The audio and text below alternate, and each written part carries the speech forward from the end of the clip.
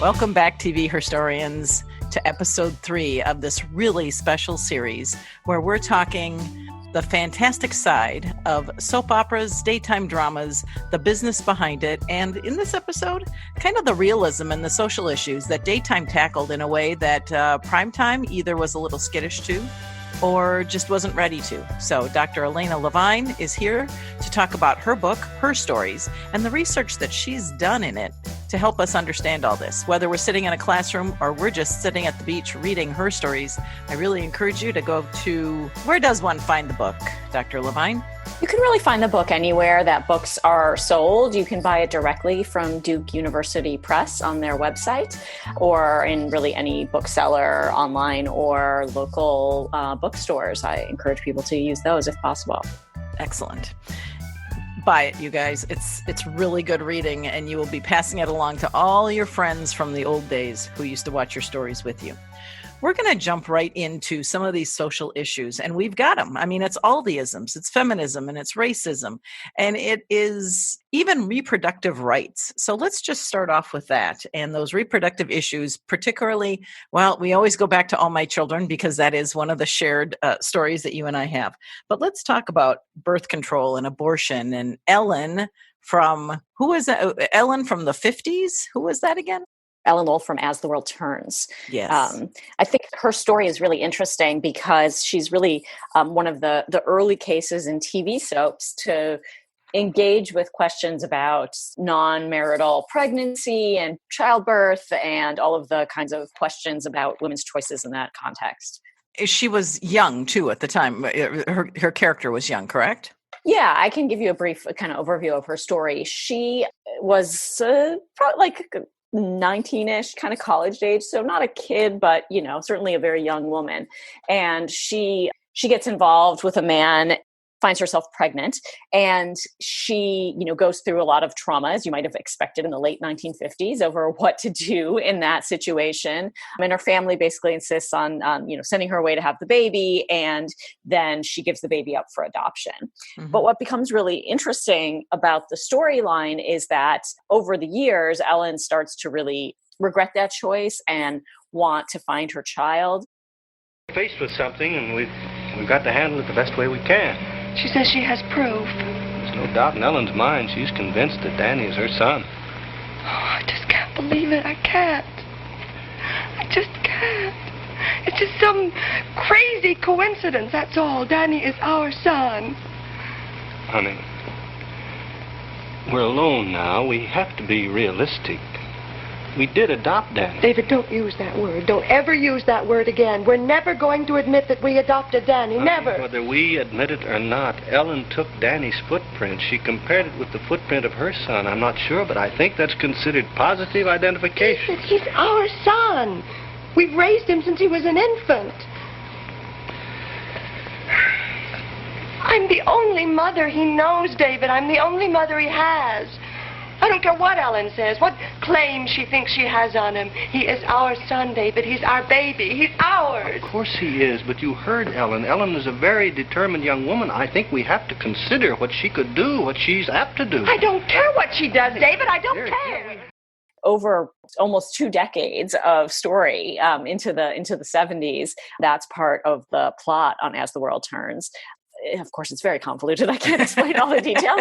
But eventually, her son, who of course has been more rapidly aged than is naturally possible, mm-hmm. who has become, an established doctor in the 1970s, about, 16 years after he was born. Basically, eventually they come back together and are reconciled. And it's really a big change in storytelling, I think, that you can see between the initial story and that moment.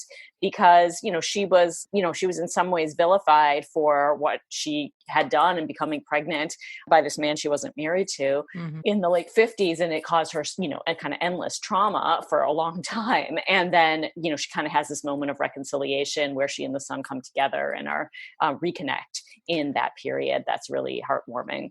And I think it was a response to what a lot of audience members really wanted. And, at the time in the late 50s, there was no way that Procter & Gamble, the owner and sponsor of the show, was going to let young women have a baby out of wedlock and have it all just be just fine. They were a very conservative corporation, and they were very, eager to have their shows represent a particular kind of moral outlook. Erna Phillips, the writer of the show, kind of had Ellen's experience play out as it did, in part in response to those demands of Procter & Gamble. And you can see how much changes by the 70s when she allows Ellen to, finally gets to have this kind of heartwarming reconciliation with her son, who forgives her for everything and feels very close to her. I hate the word trope because it sounds kind of hackneyed. And usually by the time something has become a trope, it's because you get the feeling like writers ran out of fresh ideas. But if the Ellen storyline really was sort of the first to take this on, and it transcended, 2 or 3 decades for it to ultimately unfold and reveal, is it safe to say that other soaps did use the child given up for adoption or child left with the aunt or something, and then the child comes back, yes, grown much faster than expected? That was kind of frequent, wasn't it? Oh, yeah, that became a very common soap opera, device. The specifics are different, obviously, in every situation. And really, a big part of soaps is kind of how the particulars play out in any given moment for particular characters that you as the viewer know really well and understand the motivations of.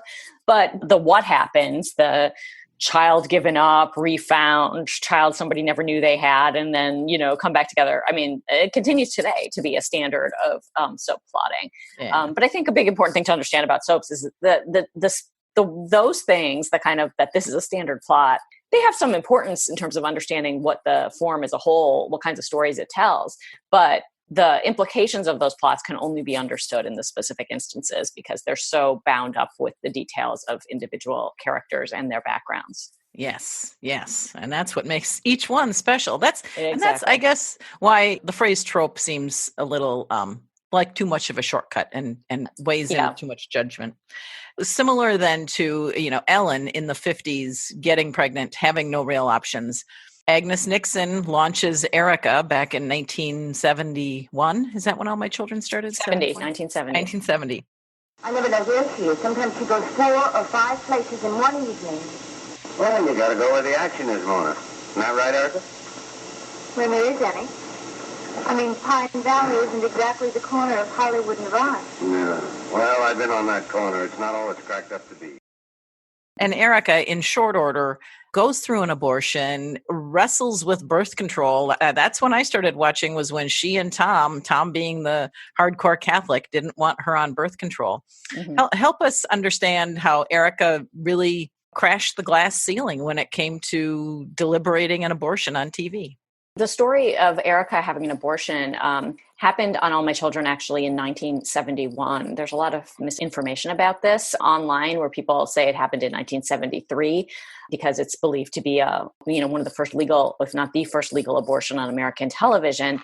So people assume it happened after Roe versus Wade. But in fact, before Roe versus Wade, abortion law differed by state. And every state had different laws, and it was legal in some places and other places not.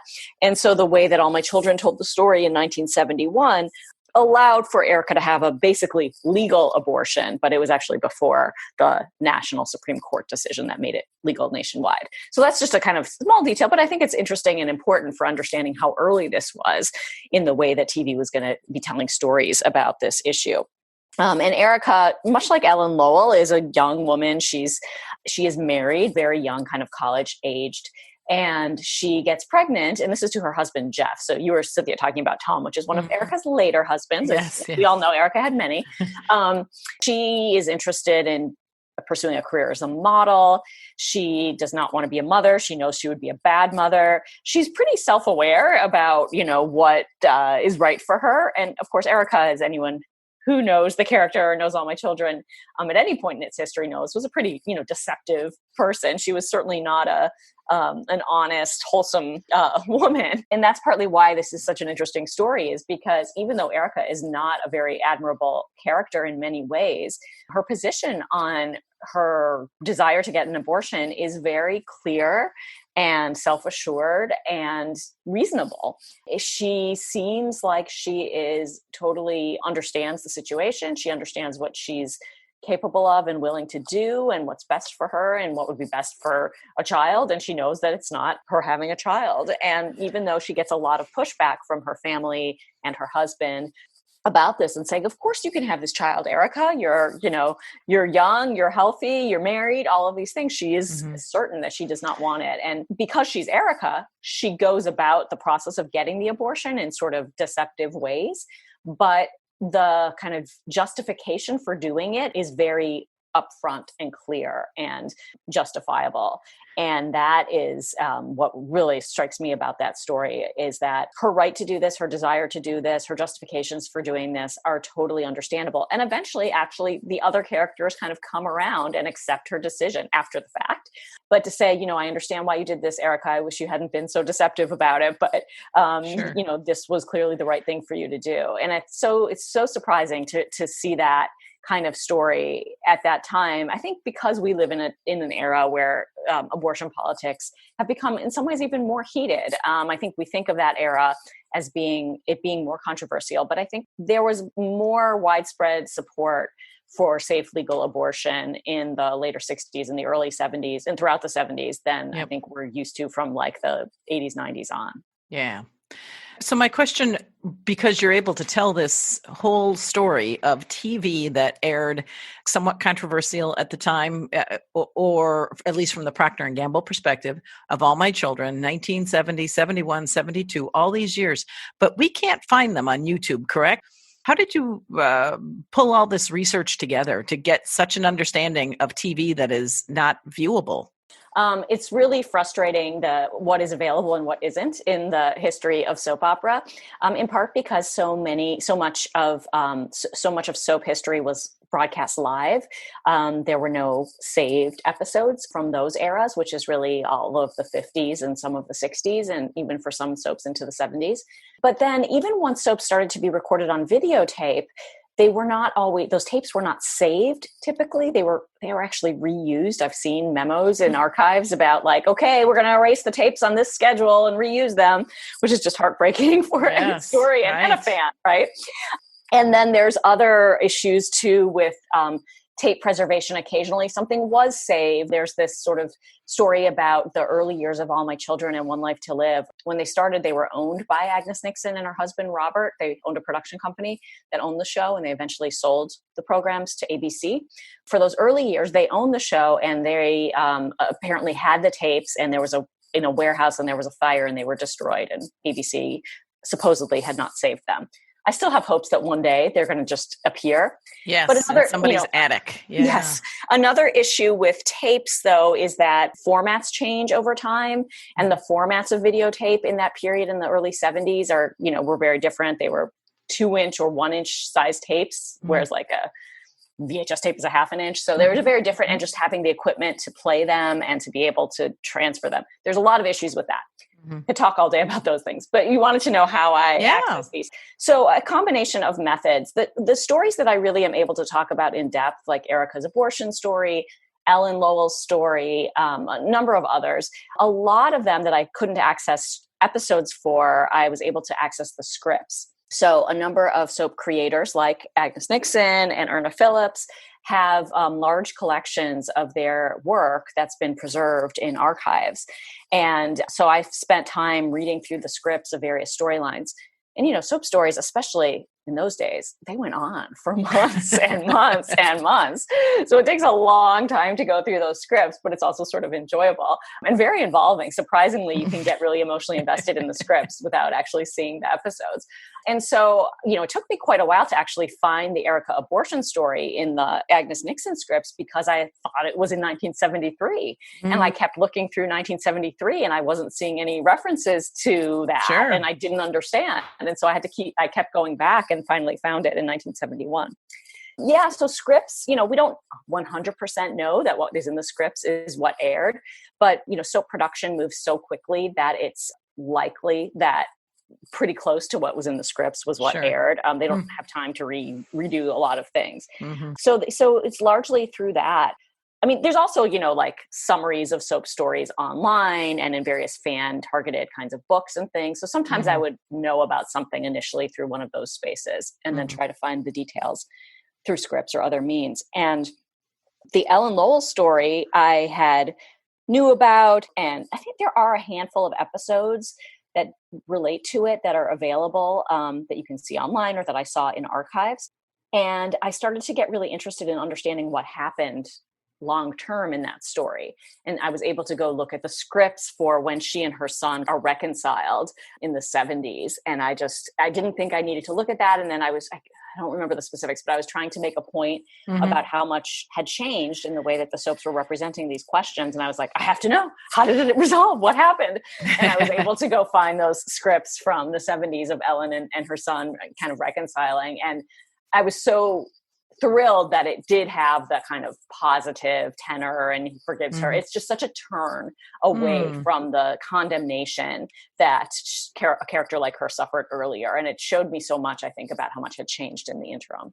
Fascinating. And just a testament not only to your work in terms of the research and the year after year sort of digging deeper, going from 1973 back to 1971 to find the story, but also a shout out to all the archivists, all the librarians, everybody who is sitting on top of what is one person's treasure is another person's trash. Yeah. And those scripts, given the fact that they are the only backup, that fire and, short-sighted record keeping or storage has prevented us from being able to see that which truly is TV Herstory, because whether you loved her or hated her, Erica Kane had agency before we even dreamed up the word. And she is a feminist, if you sort of think about it long enough. Let's shift topics a bit to another ism, and that is racism. And I don't mean this as an intentional racism. I don't think, well, there was racism obviously covered in many story arcs, but there was also a bit of an unconscious racism that went on through many years with regard to how there were actors of color even on shows, and when they were on shows, whether they were ever considered primary characters or they were just sort of a secondary role. And I think about All My Children, and I think about Passions and Generations. What sort of evolution did you see with regard to characters of color? Oh my gosh, and Young and the Restless. Oh. I was talking about victimhood, how we connected, how we really hit it off, and you know the man was right behind me the whole time, and I didn't even know it. What are you doing here? I'm just here to visit Neil, that's all. Yeah, but don't you already have a man? I think his name is Nathan, remember? I'm going to pretend I didn't hear them. Look, I didn't just get off the boat, okay? I can see right through your transparent act. I don't know what you're talking about. You better go. What? Wait, please, lady, please. Now, Olivia, you were starting to tell me something. What was it? It's nothing.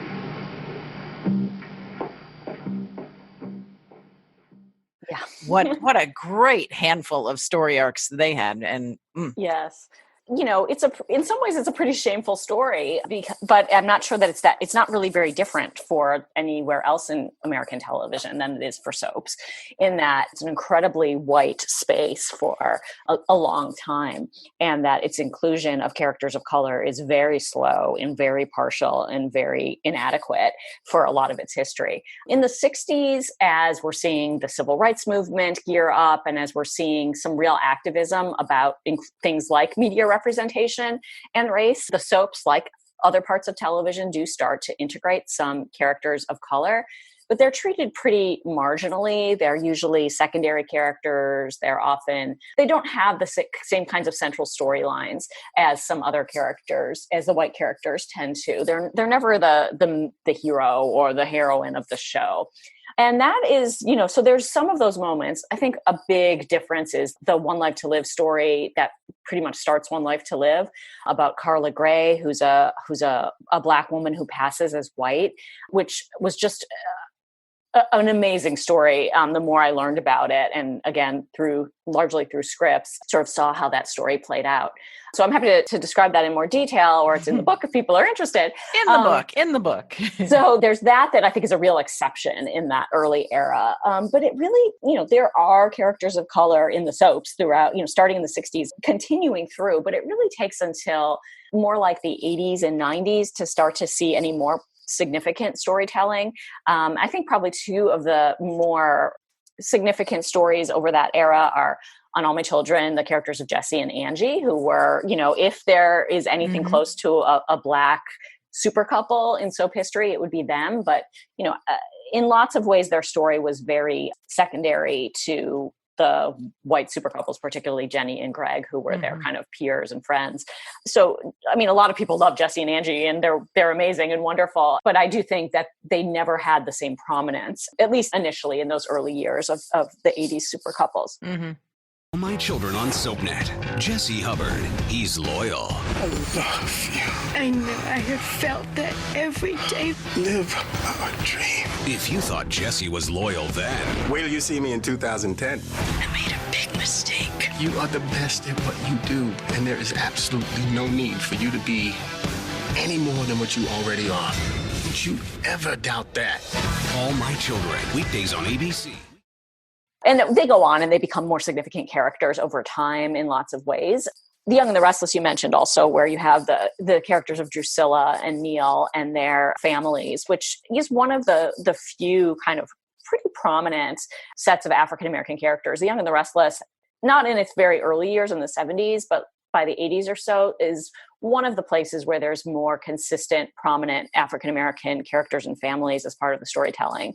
And, it's probably no coincidence that The Young and the Restless has been the #1 rated soap for decades, because it tends to be more inclusive of a wider variety of faces, at least. And, there's a wider audience that's probably invested in it as a result. That said, it's certainly not perfect. There's lots of drawbacks. Victoria Rowell, the actress who played Drusilla, has been pretty outspoken about some of the problems that she found on The Young and the Restless.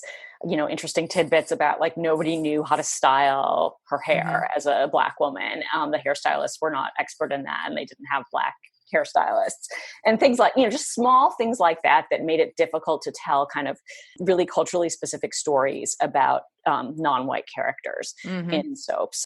There's moments, right? There's individual characters. There's stories that we could talk about that are really interesting kind of pushbacks against this pattern. But it's a pretty meager contribution for a lot of soap history. I really think other than these few key examples, which of course are quite important, in a lot of soaps, it really takes until quite recently, like the last decade or two, to really see more substantive storytelling. I've been a General Hospital watcher for a long time, and I think in recent years, I've seen the most development of African-American characters that I've ever seen since the early 80s on that show, in ways that are encouraging to me. And it's unfortunate that it's taken that long, but that's an example of a show that wasn't very progressive on these questions for a long time and seems to be slightly starting to change. It's a kind of fascinating and somewhat disturbing history.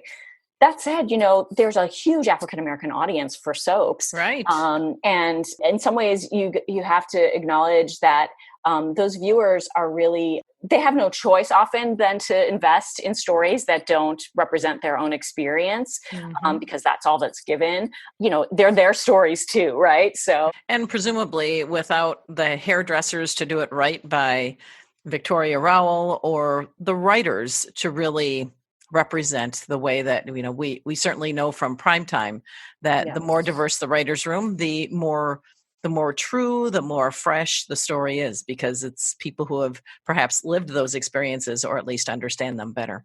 And and that gets said of many of what we now think of as classic TV, not even from that long ago, whether it's Friends or Sex and the City. It's kind of amazing in hindsight that these very progressive TV shows really weren't. It's a tough one.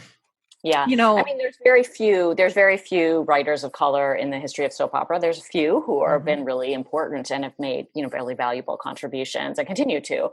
The world of soap writing is very narrow. Like this is a hard industry to break into, and it, the same writers circle through lots of shows over time. And getting harder since there are so many fewer shows. Right. Right. So, but that's a story that we hear in lots of places, right? And that, I think that there's been some efforts to try to diversify that world. And of course, I've been talking primarily about African Americans, but there's lots of other social groups and racial identities who've also had pretty poor representation in the world of soap opera, but who have made appearances from time to time. Let's shift gears for a second. And, your book is extensive in its research. It provides the context of certainly feminism and reproductive rights as it was happening through law, and also sort of society's understanding of rape and how it is that over time, rape became a little bit more graphically represented and socially represented. So again, don't want to do too many spoilers on your book, but let's talk a little bit about obviously the most famous rape, Luke and Laura, but then also how that has been integrated into other series. Again, sort of like the stories about pregnancies and wanted and unwanted pregnancies and mysterious children and things like that. Rape is a common storytelling trope of soap opera, and it becomes more prominent at certain historical moments than at others. It's not like it's, I think it's pretty rare in the present. I mean, there's occasional rape stories, but I think creators have become much more sensitive to treating those stories not casually, to treating them very carefully. Because they found out that 1/4 of their viewing audience has been sexually assaulted, maybe? Yeah. I mean, I think there's a much more, obviously in our culture at large, it's certainly not perfect now, but there's a wider awareness of how widespread and how traumatic these things are. So there's, what's really interesting to me is what happens in the 70s, which is when there's a real concentration of rape stories. I mean, you were talking about tropes before. We could call it a trend. I mean, it's sort of disturbing, but I mean, these are fictional. They're not actual, people being harmed, but it's still troubling that there's so many in such a concentrated period of time. But I think it's really due to the impact of the anti-rape movement, which is largely a feminist-driven movement, but there's other players as well. Like there's a much wider anti-rape movement in the 70s that comes from lots of different entities in the society, and that really starts to shift our cultural conceptions of rape and our understanding of it in just calling things rape that weren't always called rape, like marital rape or acquaintance rape or those kinds of things that were not always labeled as such. Right. Which only happened because all of a sudden there were more women lawyers and more women judges and more women in law enforcement. All of those things are important to it. That's what I meant. Like it's a much broader phenomenon than just kind of activists talking about this. It's happening in lots of different ways in the society as things are changing in the 70s. But so there's a lot of these 70s stories that are relatively progressive and are certainly like thoughtful and careful and wanting to point out certain kinds of injustices and things like that. So the Luke and Laura story is in some ways an exception to this because, as anyone who knows things about soaps has probably heard about this, Luke and Laura's kind of relationship starts in some ways when he rapes her, and they're friends and coworkers. He's actually her boss. They shoot at the campus disco, a very 1979 setting. They clearly have a kind of attraction for each other. She's married at the time. She's also very young. She might even be 17 then. I don't remember off the top of my head, but she's very young, but was married. And she and Luke have this like kind of attraction and certainly a friendship. He's a relatively new character and he's got all kinds of troubles and kinds of factors that soap stories have. He rapes her. And one of the really interesting things about the story is that for months afterward, the show really did treat it as a rape plot, just like lots of the other rape stories on lots of other soaps. Laura goes into counseling. She's very traumatized by it. Luke is also very traumatized by it. They talk about it openly as rape. There's a real attempt to grapple with it. It's not really very romanticized in the months after it. It's sort of treated as a traumatic event. But increasingly, I think it was clear to those who were creating the show that these characters worked well together. The actors had good chemistry. There was a real interesting kind of connection there. And they kind of shift their storytelling over that sort of 8 or 9 months after the rape. And eventually the two they're not really a couple yet, but they run off together, again, through complicated circumstances. Sure.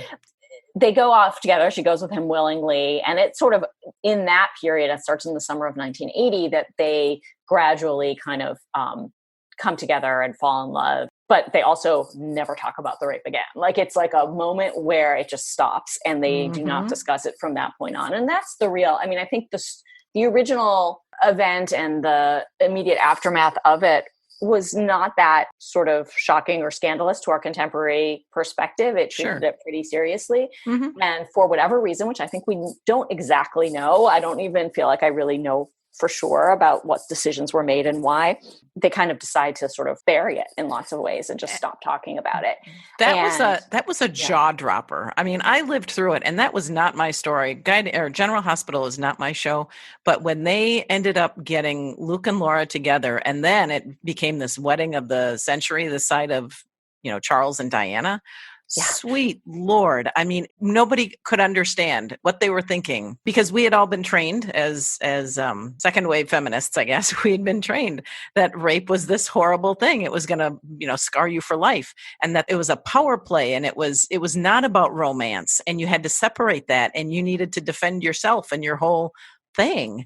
And then all of a sudden they did that. And there was a serious, I think, a sense of betrayal that who did this? Who did this to us? And why are we being made to, absorb it? No, agreed. And I think that what interestingly enough, the kind of intense popularity that General Hospital developed in that era really came after the rape. And so a lot of people started watching it in that summer of 1980, the Love on the Run summer, as people have said, which is, I mean, putting aside if you know nothing about this rape story, it's a super fun story to watch. It's the start of all of this kind of fantasy adventure stuff of the soaps in the 80s. And a lot of people started watching in that era and may not have known even about the rape plot. Of course, there's no internet then. It's not that people are going and reading all this stuff online. And so I think that is part of it's this kind of, in some ways, like very poorly buried secret, at the root of that story that for a lot of years, the show got away with kind of keeping buried, even though, as you say, certainly those folks who had been watching all along well knew. And certainly, people who would hear about it and come to understand what had happened knew about. So it's a really complicated, kind of moment in terms of our culture and the way that people engage with these kinds of narratives. But then they bring us to closure, right? Yeah. So again, I talk in the book about in the 90s, the way that there's a kind of revisiting of what happens with these super couples in the 80s and a kind of reimagining of what it means to have this kind of fantasy fairy tale romance. And one of the ways that happens is that General Hospital finally kind of brings back this story. And they do it by Luke and Laura's teenage son finding out about it, finding out that this had happened between his parents. And he's this kind of sensitive, sweet boy. And he's, devastated by this. And he's, of course, had been really close to his father. And this really causes this rift. And it becomes this, I give them a lot of credit for revisiting the story at that point, nearly 20 years later. And trying to grapple with it in some ways. But even then it's tricky because it's as much about Luke's relationship with Lucky, their son, as it is about Laura. And there's lots of reasons for that. Jeannie Francis was on maternity leave for chunks of that story. Like there's all these complications always. She just literally wasn't there with lots of these plots, but it's actually not that unusual for the way that rape stories were being talked about in mainstream media culture in the 90s, which was in a way that was certainly not romanticizing rape, but that often made men's perspectives as central or more central to the stories than women's. And you do an excellent job of raising that in this section of the book. So listeners, we could talk about this stuff all day long, but actually that whole notion of the male narrative and the male characters, and even going back to the interview I conducted with Katie McLean, who was Dixie Cooney on All My Children, the sense that all of these stories focused around the men is something that you just need to pause and think about and recognize what soap operas could have been had the charge for conflict and drama been a little bit different if it had been conceived more by women. If there had been an Erna Phillips and an Agnes Nixon and then 10 more of them who were sitting in the writers' rooms and sort of devising it the way that women would devise stories. As we understand, so many more women doing plays and screenwriting and directing today, it is a very different product. And maybe there's still hope that serials will continue as they are now, even on streaming, from different points of view. Let me just add that in the 90s on General Hospital, there is this kind of additional story that's running alongside this revisiting of the Luke and Laura plot that is a really sensitive exploration of rape, where a young girl whose teenage son Lucky's friend and eventually falls in love with her is raped by a stranger. What's happening with her is parallel to this, kind of revisiting of Luke and Laura's story. And that I think is really sensitively handled. And I think was part of the way this show tried to balance what it was doing with, the kind of the emphasis on Luke and Lucky. It also had Elizabeth's story, who's the young girl who's raped. And that is, these shows are complicated. And yes, they are. So, I think we should definitely, we need to be critical in lots of ways, but I think we also have to acknowledge that, there's reasons people, audiences are invested and care so much. And part of it is that they do multiple things at once. Yeah. Yeah.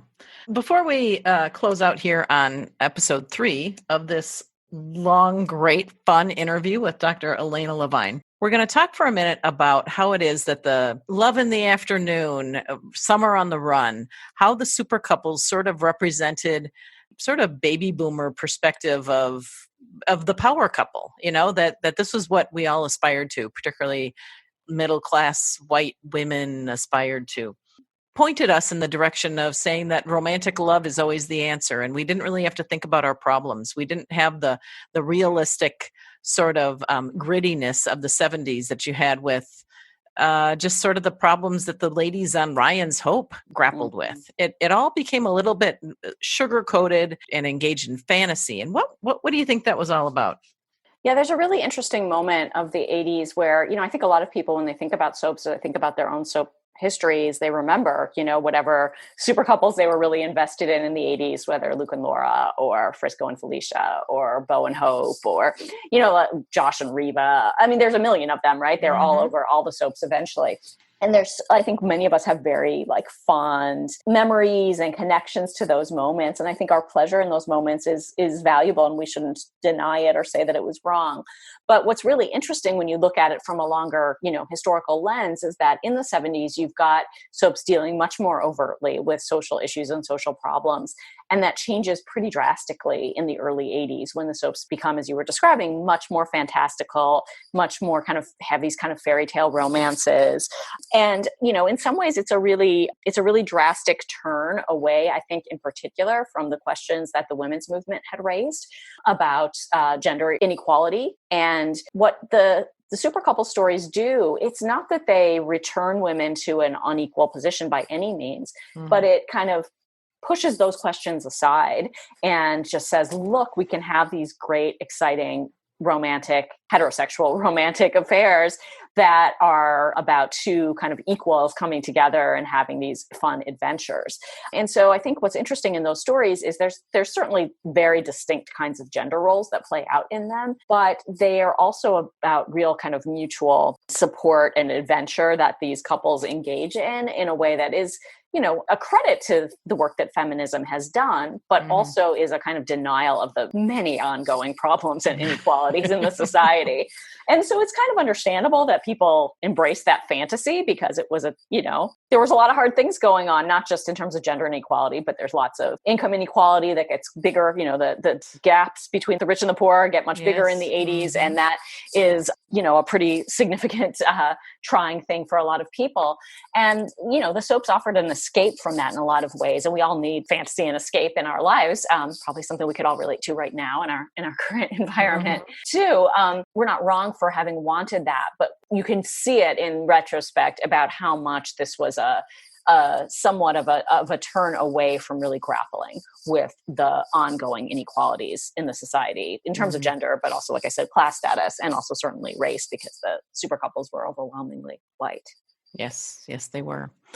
Oh my gosh, the super couples, reproductive rights, representation. It really is, all of it is about representation. And every time, I think in all of our conversations, we have found things to judge about what wasn't there and how it could have been better. We also recognize that Dixie Cooney was every woman, and that Nola Reardon was every woman, and Ashley on Young and the Restless was so cool, and yet Tracy was relatable too. So, they were our stories. They helped us socialize and problem solve and understand people who otherwise weren't in our midst. And that's one of the many, many good things about daytime drama, soap operas, and that whole genre of TV herstory as we know it. Yes. Yes. Well put. Thank you. Thank you. All right. Well, it's been terrific to have Dr. Elana Levine on this episode 3 of Advanced TV Herstory. Thank you so much. Then Pat called, so I went over to the hospital. Any worried about the new x-rays? Not yet. Soon. Mary Ryan, will you stop eating out of that bowl? If you want some coleslaw, fix yourself a plate. Yes, ma'am. I think we're going to hear good news from the hospital today. I woke up this morning feeling a change. Followed the wind 3 miles or more, 3 miles or more, 3 miles or more. We followed the wind 3 miles or more at 6 o'clock in the morning. That's for Frank. The wren, the king of all birds, St. Stephen's Day was caught in the purse. Although he was little, his honor was great. Jump up, me lads, and give us a treat. As I was gone to Killinall, I met a wren upon a wall. Off with me waddle and doon he came, and brought him in the crying shame. Oh, darling, where's your nest? It's in the bush that I love best. In the bush of the merry tree with all the boys do follow me. Follow the boys 3 miles and more, the miles and more, 3 miles and more. We followed the road 3 miles and more, 6 o'clock in the morning. Mrs. Fancy's very good woman, very good woman. Mrs. Fancy's very good woman. She gave us a bacon to better the... Pat, what is it? Frank has pneumonia.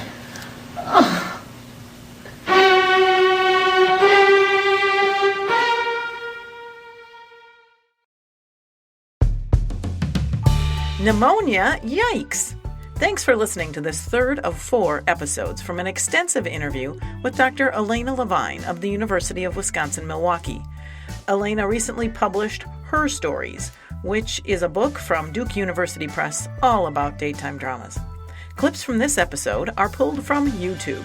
They are As the World Turns, All My Children, Young and the Restless, and Ryan's Hope episodes, all posted by other accounts. Advanced TV Herstory's music is Jazzer's Take Me Higher, found at Free Music Archive. Each and every episode is meticulously edited by Catherine Yang. Head over to tvherstory.com to catch up on back episodes and the first 2 in this series. Check out our social media handles and, of course, sign up for our e-newsletter. Your email will not be shared with any other party. Celebrating our stories, archivists, librarians, authors, and excellent storytelling, this is why I podcast. I'm your host, Cynthia Bemis Abrams.